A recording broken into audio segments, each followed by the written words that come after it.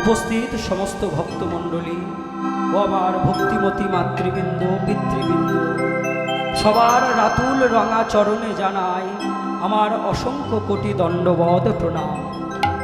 আজ আমি আমার পিতামাতার আশীর্বাদ, পরম গুরুদেব বর্গের আশীর্বাদ, আমার সম্প্রদায় বর্গের আশীর্বাদের ফলে এবং আপনাদের মতো সাধুগুরু বৈষ্ণবের কৃপায় কিছু হরিকথা, কিছু কৃষ্ণ কথা বলবার জন্য এসেছি।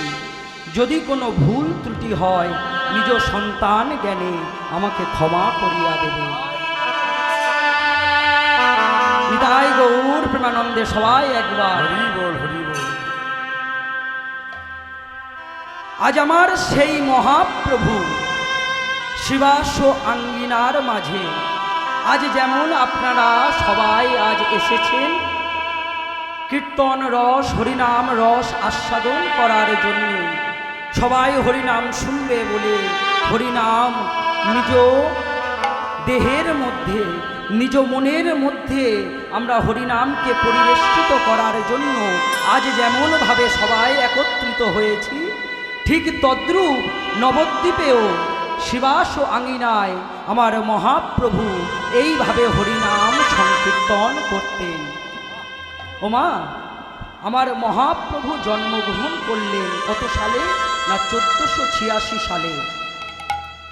আমরা যদি একটু ইতিহাসের পাতাটা একবার চোখ বুলাই, আমরা দেখতে পাব যে মহাপ্রভু যেই বৎসর জন্মগ্রহণ করলেন, অর্থাৎ আবির্ভাব হলো যে বৎসর মহাপ্রভু, ঠিক তার আগের বৎসর অর্থাৎ 1485 সাল আমরা দেখতে পাই যে বাংলার বুকে সেই সালে কত না খরা হয়েছিল।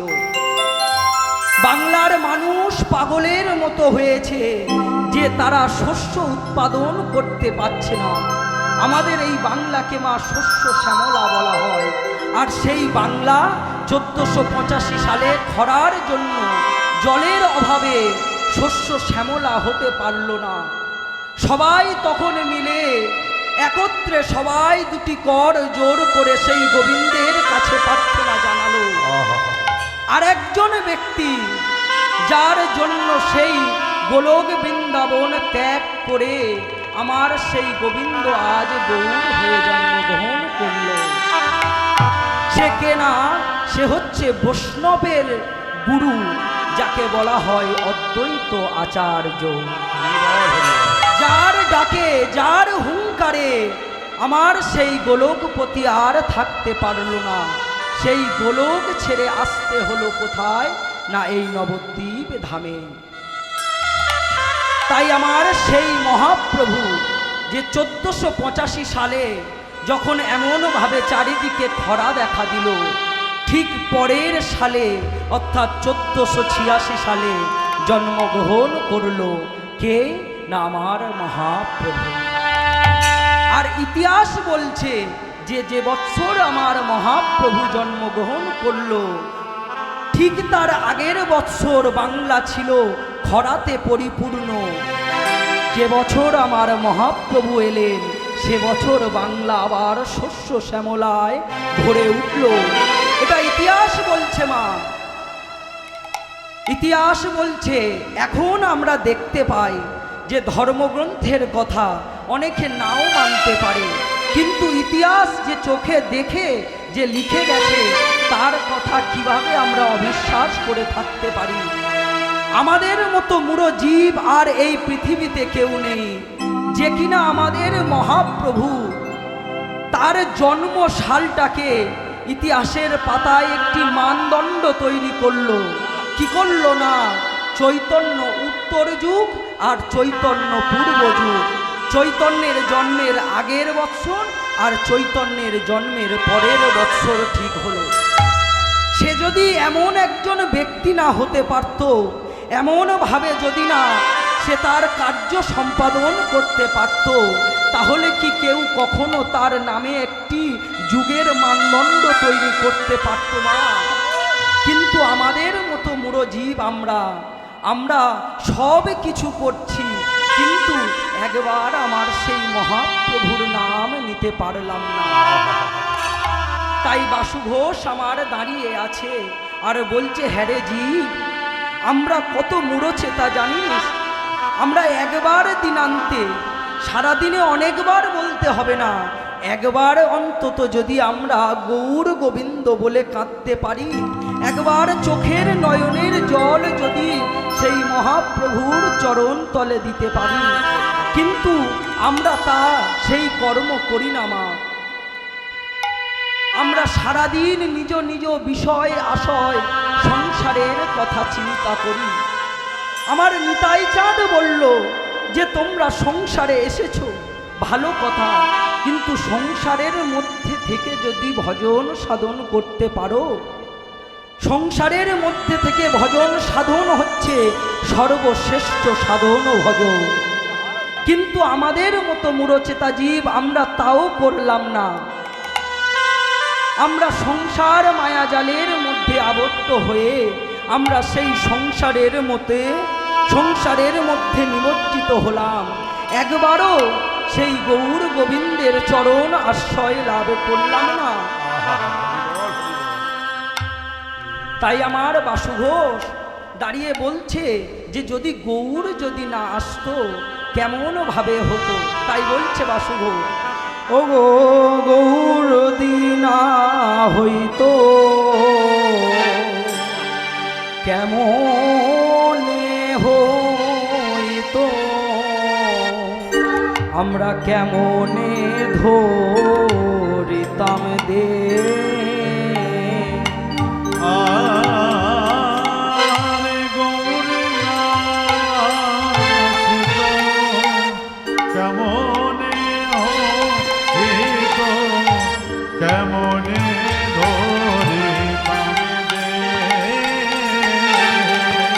যদি গৌর না হইতো কেমনে হইতো, কেমনে ধরিতাম দে।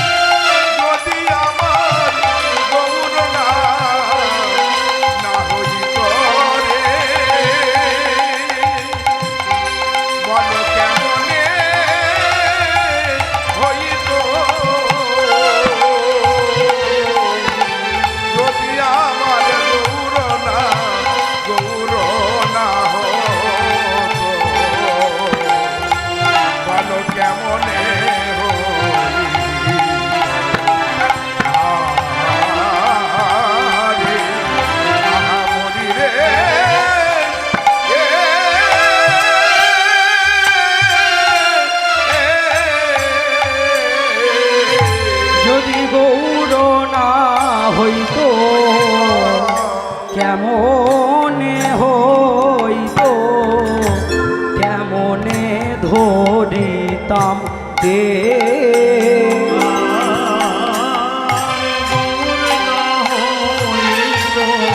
কেমনে হইতো, কেমনে ধরিতাম দে। ও গো রাধার মহিমা প্রেমর সসীমা, রাধার মহিমা আহামরি হাই রে,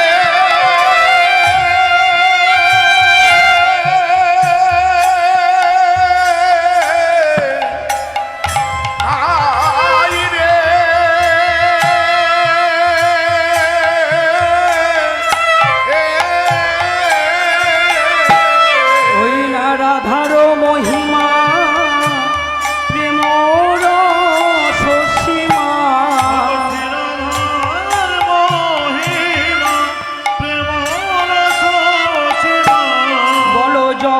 জগতে জানা তো কে গো,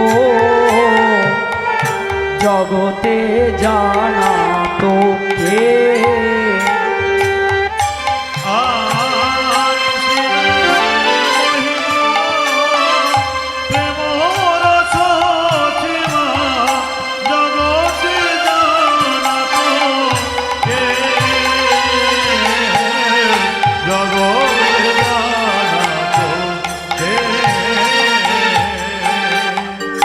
বলে কে জানা তো, কে জানা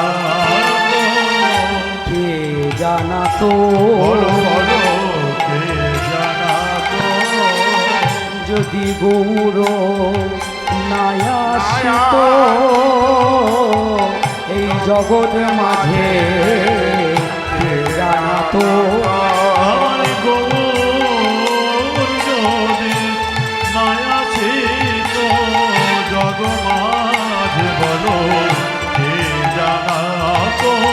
যদি গৌর নাই আসিত বলো জগৎ মাঝে, কে জানা তো?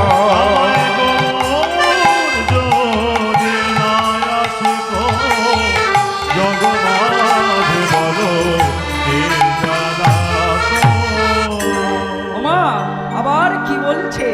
বাসু ঘোষ বলছে যদি গৌর না আসিত কেমনে হইতো, কেমনে ধরিতাম দে।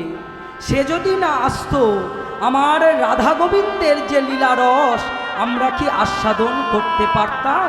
তাই বলছে আবার ও গো মধুর বৃন্দা বিপিন মাধুরী, মধুর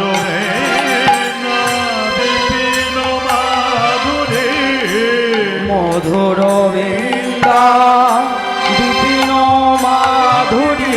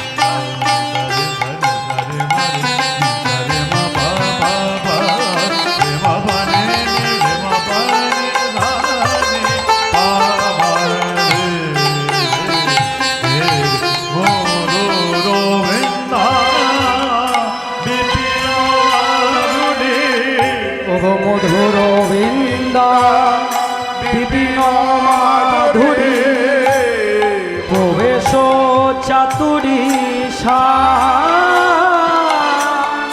মধুর বৃন্দা বিপিন মাধুরী, প্রবেশ চাতুরী সা। আমার বড় যুবতী ভাবের ভপতি, শপতি হইত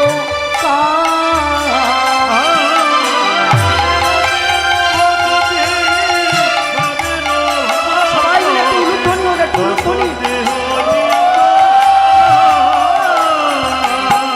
বড় যুবতী ভাবের ভপতি, শপতি হইত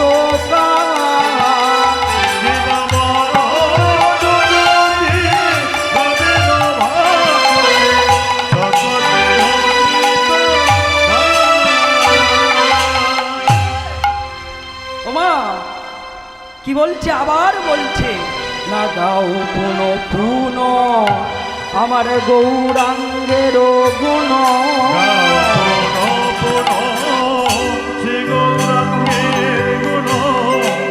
গাও পুন পুন আমার গৌরাঙ্গের গুণ,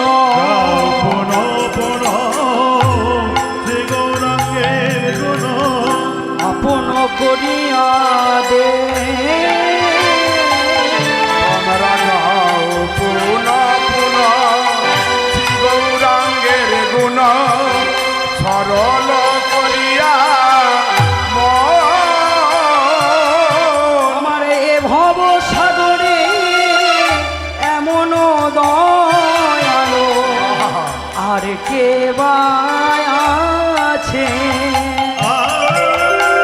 ভব সংসারে এমন দয়া আর কে আছে? না এ ভব সংসারে আরে এমন দয়া আর কে বা আছে? ভব সংসারে এমন দয়া তাহি দেখি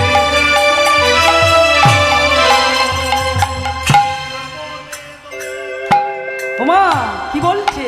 না ওগো এমন দয়া দয়া দেখি নাই গো, কে আছে? আমার এমন দয়াল বলো কে বা আছে? বলে এমন দয়া তুমি নাই রে এমন দয়াল কে বায়াতে এমন দয়াল আরে দেখি নাই রে তোমাদের হাতে ধরে আর পায়ে ধরিল দয়াল সবাই মিলে একটু মনে হাতে ধরি আর পায়ে পড়ি এমন দয়াল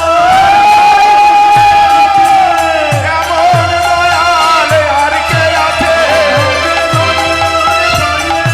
আরে এমন দয়াল আর কে আছে আরে এমন দয়াল আর কে আছে এমন দয়া আর কে আছে? এমন প্রাণের মানুষ হয় না মা। আমরা যদি না দিনান্তে একবার যদি না তাকে স্মরণ করতে পারলাম, সেটি আমাদের মূঢ়চেতা।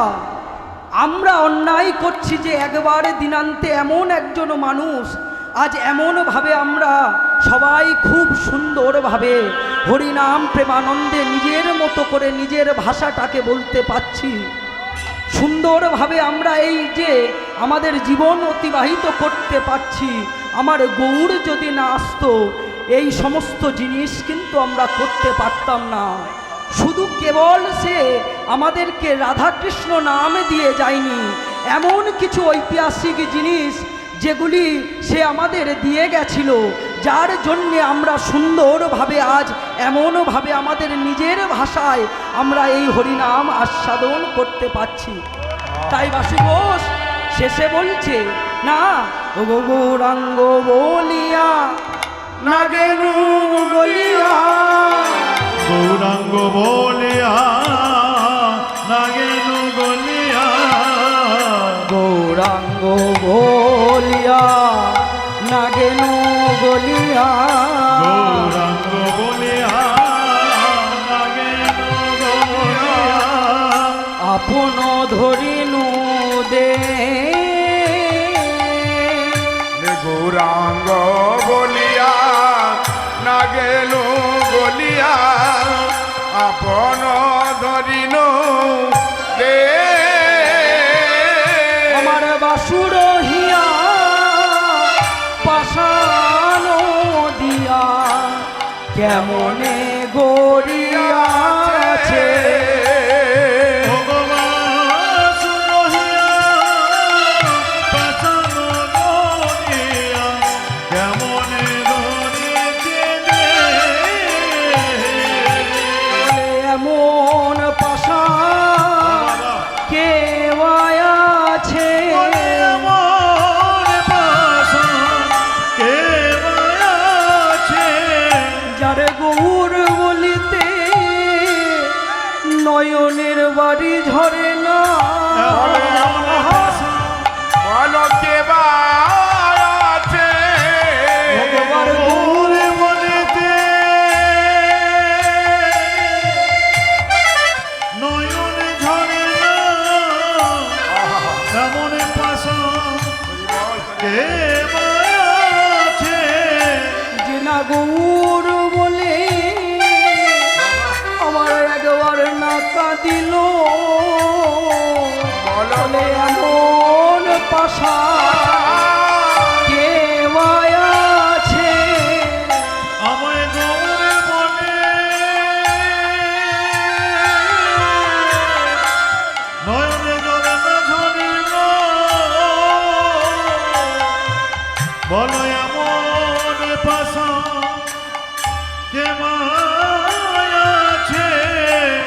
সে তো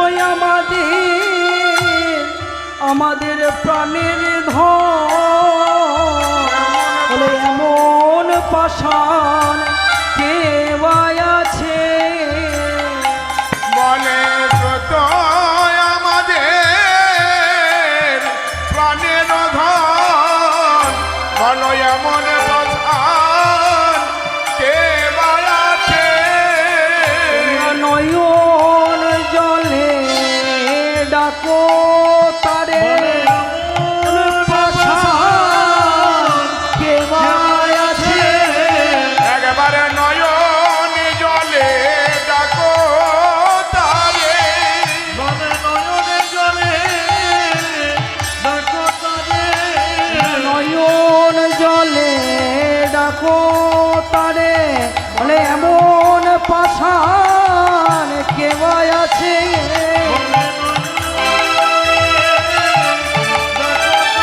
বলে এমন পাষাণ কে বা আছে ডাকলে তারে পাবে তোমরা এমন পাষাণ নয়ন জলে ডাকো তারে নয়ন জলে ডাকো তারে এমন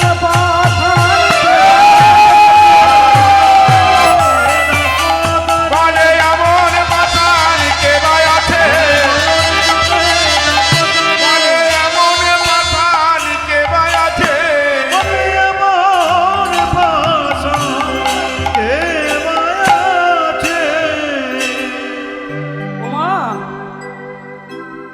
আমাদের মতো এমন কে পাষাণ আছে যে একবার গৌরাঙ্গ বলে তার নয়ন হইতে অশ্রু বাড়ি বর্ষণ হলো না সেই বাসু ঘোষ আমার বাসু ঘোষ আমার শিবাস আঙ্গিনায় মহাপ্রভু সারা রজনী সেখানে হরিনাম সংকীর্তন করার পর প্রভাতে কি করছে না সমস্ত ভক্তগণ পরিবেষ্টিত হয়ে যাচ্ছে কোথায় না সুরধ্বনির ধারেতে গিয়ে সুরধ্বনির ধারে গিয়ে প্রভু আমার হরিনাম করিয়েছে হরিনাম করিয়েছে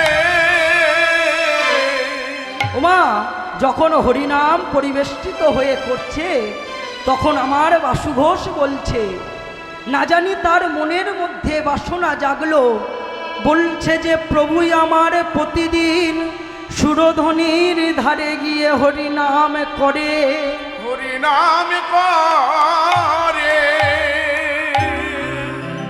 না জানি আমার সেই মহাপ্রভু কার কাছে ধার করে এসেছেন তাই বুঝি সে প্রতিদিন সুরধ্বনির ধারে গিয়ে আমার এমন ভাবে হরিনাম হরিনাম করে এমন ভাবে হরিনাম করে আর একজন পাশে দাঁড়িয়ে বলছে সে তো আমাদের পূর্ণ সনাতন সে আবার কার কাছে ধার করতে পারে গো যার নিজের বলতে এই সমস্ত জিনিস সমস্ত কিছু আমার সেই গোবিন্দের সে আবার কার কাছে ধার করছে চৈতন্য চরিতামৃতে বলছে মা সুমেরু সময় অর্থ করো যদি দান করো যদি নাহি তুল্যং আমার শ্রী গোবিন্দের নাম নাহি তুল্য নাহি তুল্য আমার শ্রী গোবিন্দের নাম কি বলছে মা না সুমেরু সম অর্থ যদি তুমি দান করো দান করো তথাপি আমার গোবিন্দের সমান নাহি হয় গোবিন্দের সমান নাহি হয়। এমতো আমার পূর্ণ সনাতন সে কার কাছে ধার করলো আর কত টাকাও বা ধার করিল। করিল তখনই আমার পাশে দাঁড়িয়ে বাসু ঘোষ সেই সমস্ত লীলাটিকে বুঝতে পেরে বলছে, আমার প্রভু কত টাকা ধার করেছে জানো না? বলছে না 3 টাকা যে, 3 টাকা যে, বলো 3 টাকা যে, 3 টাকা যে, 3 টাকা যে, 3 টাকা যে, বলো 3 টাকা যে, 3 টাকা যে।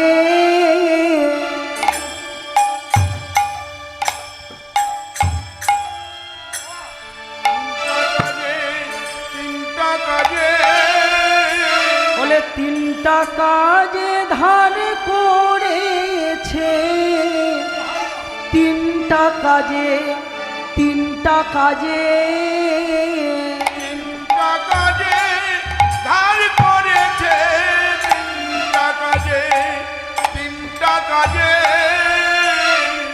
কি বলছে মা? 3 টাকা যে, 3 টাকা যে, 3 টাকা ধার করিয়াছে আর 3টি কাজে ধার করিলেন। চৈতন্য চরিতামৃতে বলছে না শ্রীরাধায় প্রণয় মহিমা কৃদিশ বনৈবাস্বাদ জেনাদ ভূত মধুরিমা কৃদিশ বা মদীয় সৌখাঞ্চস্য মদনুভবতু সদ ব্যতি লোভা তদ ভাবাত্ম সমজনী শচীগর্ভ কর্ম সিন্ধু সচি গর্ব আমার সচি গর্ব সিন্ধু মাঝে। চৈতন্য চরিতামৃতে বললেন, কি বলছে মা? 3টি কাজে 3টি বিষয় অনুভবের জন্য আমার সেই গোলকপতি গোবিন্দ সে এই 3টি জিনিস আস্বাদন করার জন্য এলো আমাদের নবদ্বীপ ধামে। প্রথমে বলছে মা, হে রাধে তুমি যে আমাকে এত প্রণয় করো, প্রণয় অর্থাৎ ভালোবাসো, তুমি তোমার গুরুজন সবাইকে পিতা মাতা সম্পদ সব কিছু বর্জন করে তুমি আমায় ভালোবাসো। তোমায় ভালোবাসো। আমি তোমার ভালোবাসার জন্য কিছু তোমায় দিতে পারিলাম না। আমি তোমার ভালোবাসার জন্য আমি তোমায় কিছু দিতে পারিলাম না। তুমি সবাইকে ছেড়ে মনোপ্রাণ দিয়ে শুধু কেবল আমায় ভালোবাসিলে। কেবল আমায় ভালোবাসিলে। তুমি তো আর অন্য কিছু কথা চিন্তা করিলে না। তুমি তো আর অন্য কোনো কথা চিন্তা করিলে না। কেবল একজনকে তুমি ভালোবাসিলে, সারাটা জনম ধরে তারে ভালোবাসিলে। সারাটা জনম ধরে তারে ভালোবাসিলে। তোমার সেই ভালোবাসার প্রতিদান আমি কেমন ভাবে দেব? কেমন ভাবে দেব? তাই তুমি যে আমাকে এমন ভাবে ভালোবাসো, আমি সেই ভালোবাসা, তোমার সেই ভালোবাসা আস্বাদন করব বলে এটি হচ্ছে প্রথম বিষয় যেটি অনুভব করার জন্য। দ্বিতীয় বিষয় স্বরূপ বললেন কি না, রাধারানী যে আমার গোবিন্দকে দেখে তার মধ্যে যে মাধুর্য আস্বাদন করেন, সেই নিজ মাধুর্য বা কি রূপ? কি বলছে মা? কেউ নিজের মাধুর্য নিজে আস্বাদন করতে পারে মা? পারে না। কেমন ব্যাখ্যা দিলেন না, বললেন যে যদি কোনো গাভী নিজের দুগ্ধকে নিজে পান করতে পারবে, সে তো পান করতে পারবে না। তার যদি দুগ্ধ পান করার আশা জাগে, তাহলে তাকে কি করতে হবে না, তাকে তার পুত্র বা কন্যা রূপে জন্মগ্রহণ করিতে হবে। করিতে হবে। তাহলে সেই গাভী তার দুগ্ধ আস্বাদন করিতে পারবে। করিতে পারে।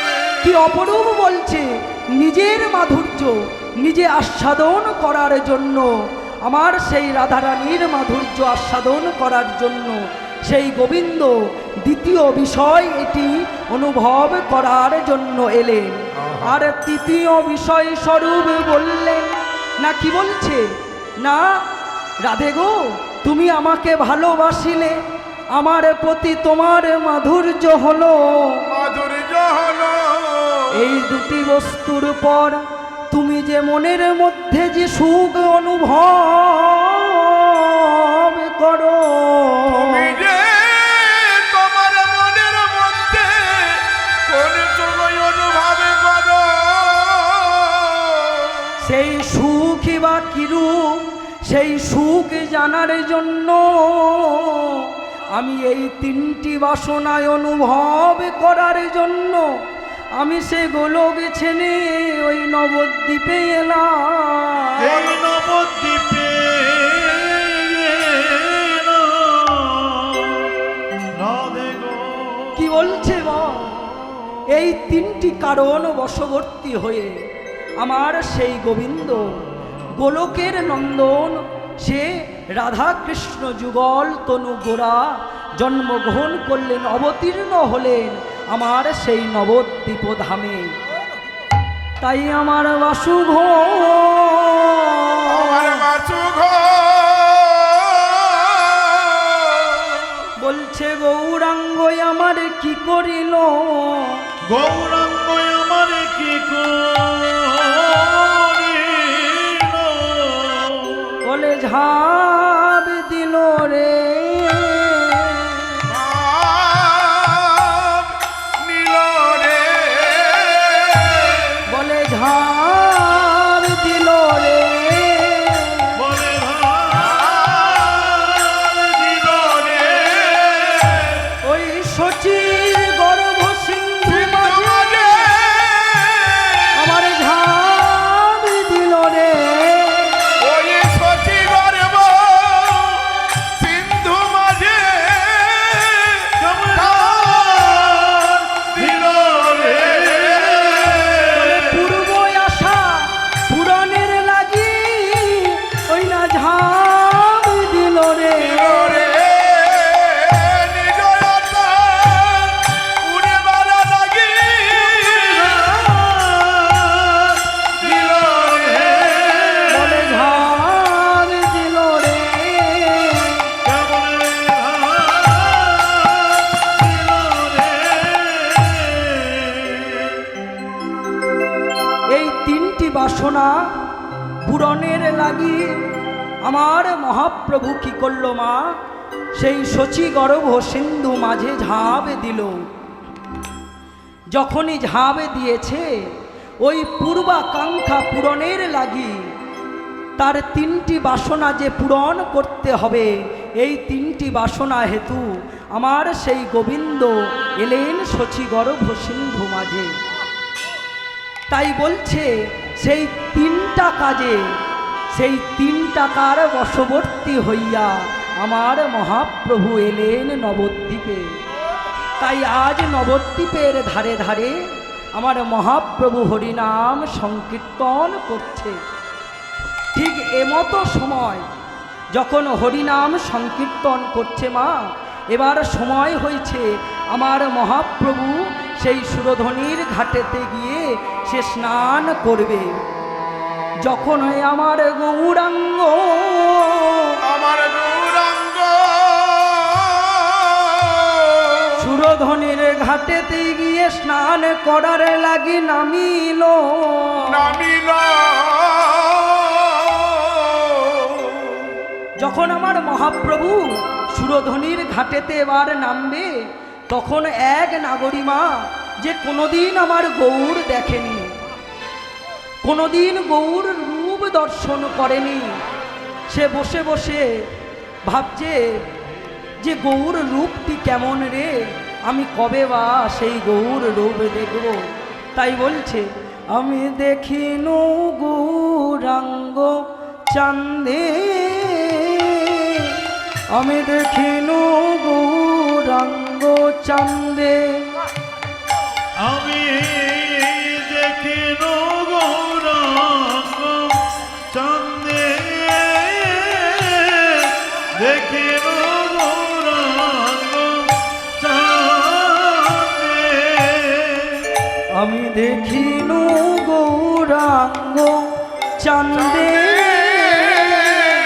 আমি দেখিনু গৌরাঙ্গ চাঁদে। আমি দেখিনু গৌরাঙ্গ চাঁদে, দেখিনু গৌরাঙ্গ চাঁদে। বলে ও রূপ দেখিয়া আকুলি বিকুলি, বলে ও রূপ দেখিয়া আকুলি বিকুলি। আমি পড়িলাম প্রীতির ফান্দে, আমি গৌর যোগী প্রীতি ফান্দে। আমি বলিলাম প্রীতি ফান্দে, বলিলাম প্রীতি ফান্দে।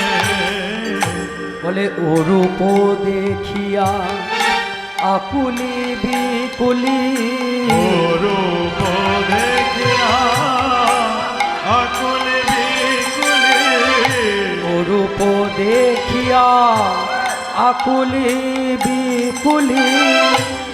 রূপ দেখিয়া, রূপ দেখিয়া, রূপ দেখিয়া আকুল বিকুলি। পড়িলাম প্রীতির ফান্দে, রূপ দেখিয়া আকুল বিকুলি, পড়িলাম প্রীতি ফান্দে। আমি পড়িলাম প্রীতির ফান্দে, দেখিনু গৌরাঙ্গ চাঁদে। দেখিনু প্রীতি, দেখিনু গৌরাঙ্গ চাঁদে। ওমা বলছে, এক নাগরী যে কোনোদিন আমার গৌর দর্শন করে নাই, গৌর রূপ না দেখতে পেয়ে নাগরী নাগরী কথা বলছে, তারা বলা বলি করছে যে আমি দেখিনু গৌরাঙ্গ চাঁদে।